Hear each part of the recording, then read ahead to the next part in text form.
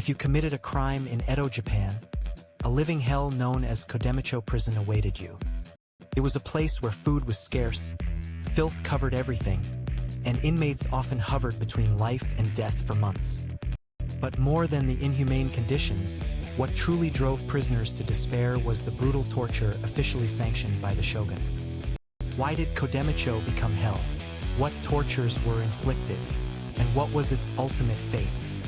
Join us as we uncover the truth of Kodemacho prison, buried deep within the darkness of Edo.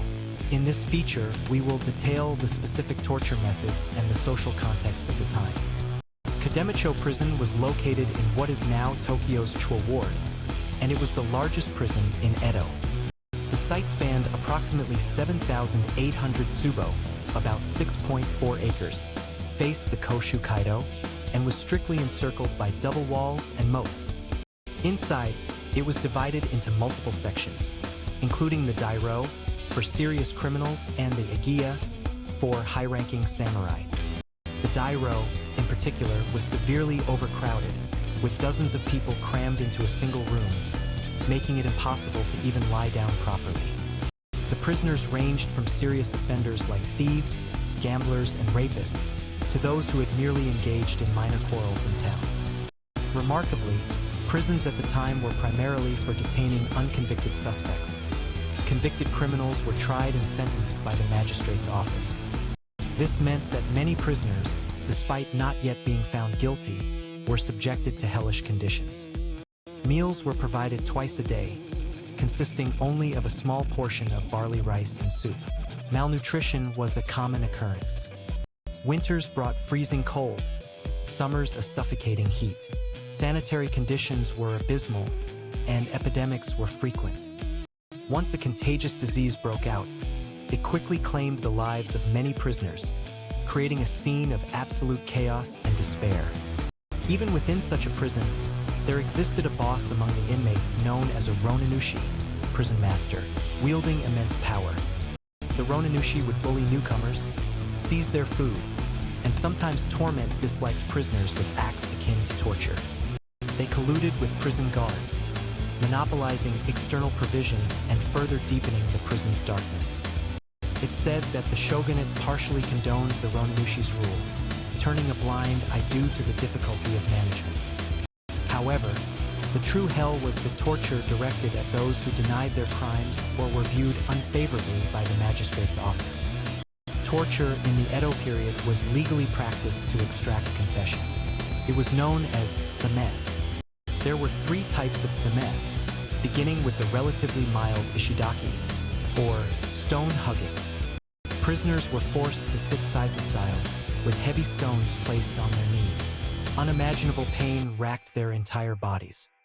If the crime was deemed more severe, the torture escalated to even crueler methods, such as water torture or tsurushizumi, hanging torture. Tsurushizumi involved tying the prisoner's hands, hoisting them from the ceiling, and attaching weights to their feet. Torture focused not only on inflicting physical pain but also on instilling psychological terror. It's said that female prisoners, in particular, were subjected to even more inhumane forms of torture. Persuaded that a confession might lighten their sentence, many, unable to endure the pain, made false confessions. However, once a confession was made, it was incredibly difficult to retract, even in cases of wrongful accusation. The purpose of torture might have been less about uncovering the truth and more about swiftly resolving cases and maintaining order.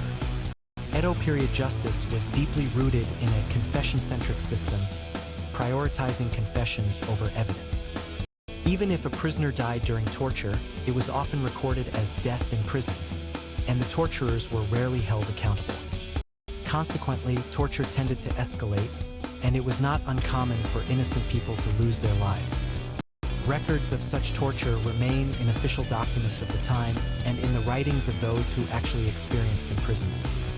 These records detail some of the most barbaric acts humans inflicted upon one another, acts utterly unacceptable in modern times. However, in the late Edo period, with the nascent ideas of human rights, criticism of these inhumane tortures began to emerge.